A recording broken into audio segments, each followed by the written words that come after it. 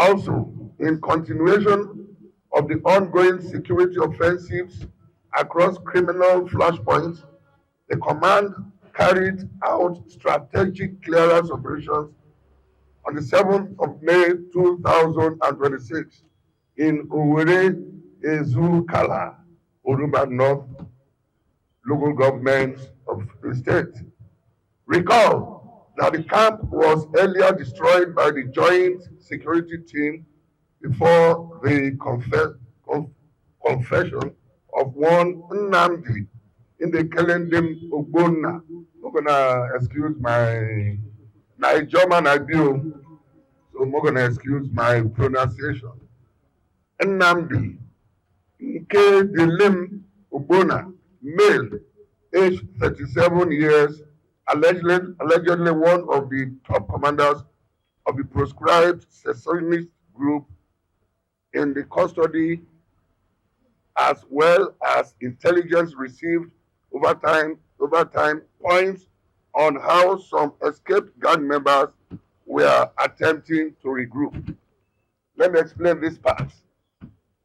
For a while now, we've been going on combined clearance operations with the military and other sister security agencies. However, as then they clear, then they regroup. As then they clear, then they regroup. Eventually, we caught up with some of them, basically the Nnamdi Nkedilim man, male of 47 years, 37-year-old man, and he made some certain confessions. So we keyed on those confessions and we reacted. The offensive operation led to the recovery of general purpose machine gun, what we call GPMG. That is, if you carry that one, you can finish village. That is it there, with about 2,000 rounds of live ammunition. That's spread there. 2,000 rounds of live ammunition, 2 fabricated rocket launchers with 25 propellers, 10 locally made improvised explosive devices, 1 locally made Beretta pistol, 2 pump actions, 3 hand grenades, 10 rounds of live ammunition, 1 gas cylinder, and 1 black Ecolac box. For one thing, for those of us who may not understand properly, if you see people going about your environment with gas cylinders, please raise alarm.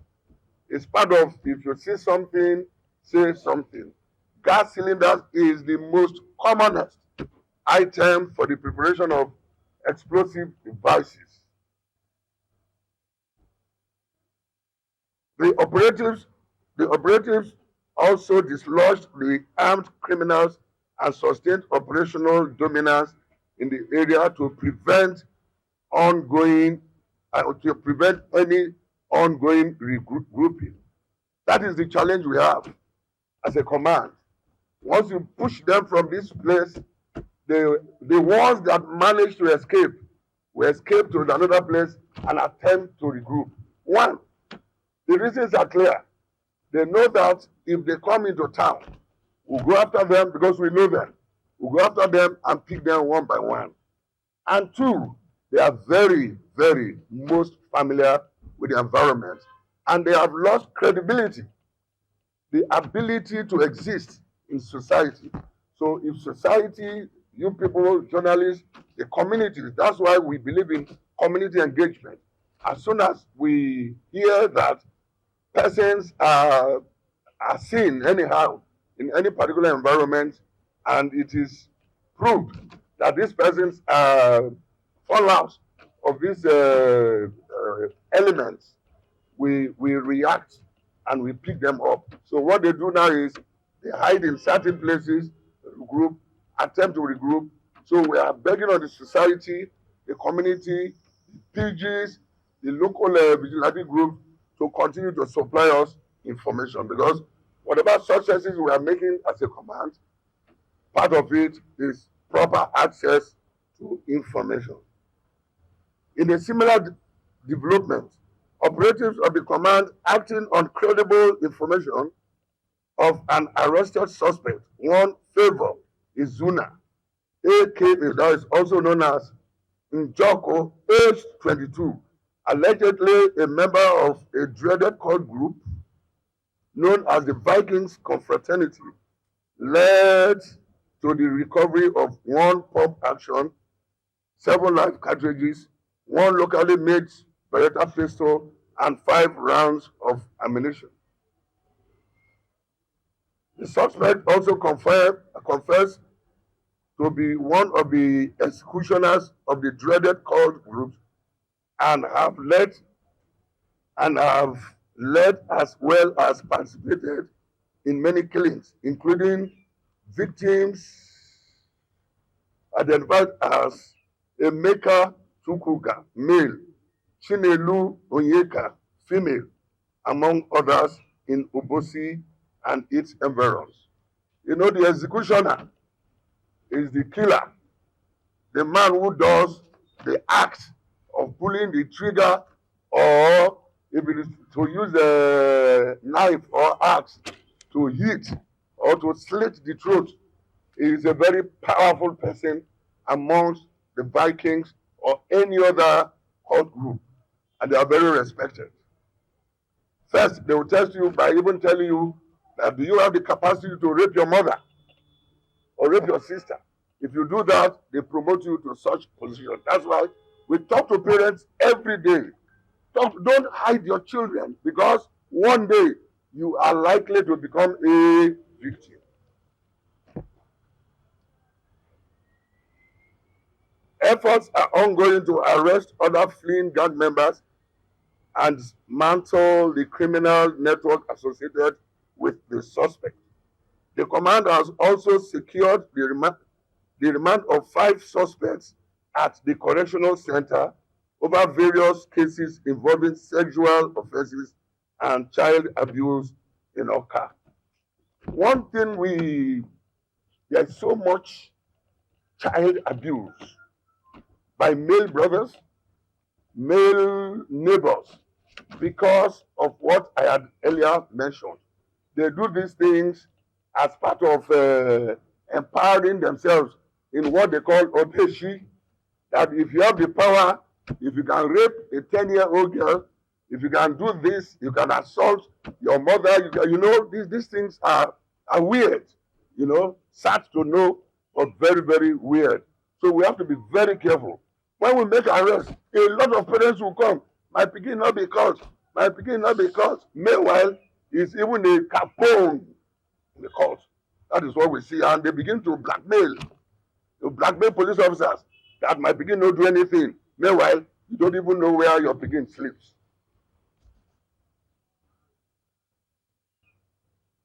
Among the suspects is a father alleged to have engaged in an unlawful sexual relationship with his biological daughter in Oku, alongside other suspects linked to child abuse and related offenses.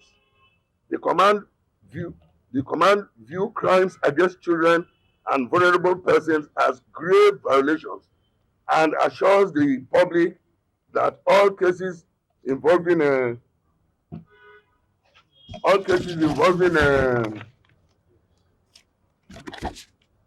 sexual abuse against children and related offenses will thoroughly be investigated and diligently prosecuted in accordance with the law. In another significant breakthrough, the command arrested a female suspect, Chinozo Winners, Onya Siriku, over alleged child trafficking activities in Aguata local government area. Following this operation, police operatives successfully rescued 12 children between the ages of 1 and 20, of 7 girls, 5 boys believed to be victims of child stealing and trafficking. The children have been placed under protective care while investigations continue to uncover the network and possible collaborators connected to the criminal act. The command remains committed to protecting children and dismantling all forms of human trafficking and exploitation within the state. To this end, Anambra State Police Command that reiterates its commitment to sustaining ongoing police operations in all forms of against all forms of criminality and ensuring the safety and security of India Anambra. We urge residents to remain law-abiding, very important, vigilant, very important, and continue to support security agencies with credible and timely information. Without information, there's nothing we can do about it. Without information, there's nothing or little we can do. We need information. And because of the nature of our job, we cannot penetrate ordinarily everywhere, every time. So we need the community to be involved in giving us information. The command also appreciates the Inspector General of Police, the Anambra State government, all sister agencies, community leaders, and the good people of Anambra State for their cooperation and partnership in the fight against crime. Together, we shall continue to strengthen security, uphold justice, and make Anambra State increasingly successful. I just got another update. They said in another operation, in a major operational breakthrough, operatives of the command successfully on the 10th of May 2026 rescued 4 kidnapped victims, including the Chief Medical Director of Crown Hospital, Umpo, 3 days after the victims were abducted, following an intense tactical operation against armed kidnapping in the state. I think I need a round of applause from you, police. The rescue followed a fierce gun battle between police operatives and the armed criminals in their den at Obosi.